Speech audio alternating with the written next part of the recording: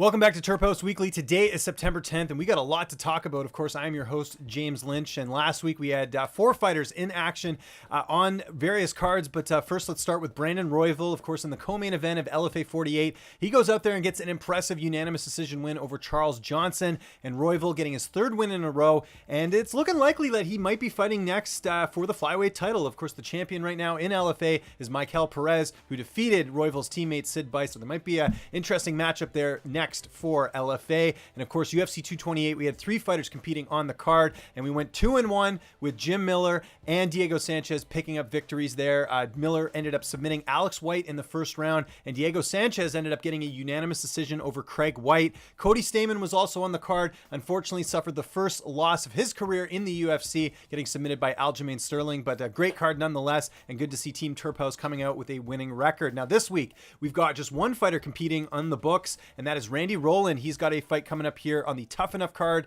that is taking place on September 14th. He's going to be taking on Boots Satire Nefarios.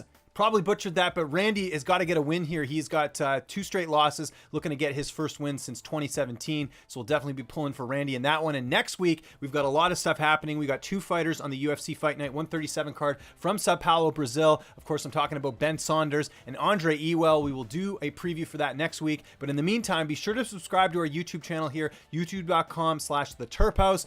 Check us out, theterphouse.com, for all your CBD oil needs, and follow us on Twitter and Instagram at theterphouse. I am James Lynch, and I'll see you again next week.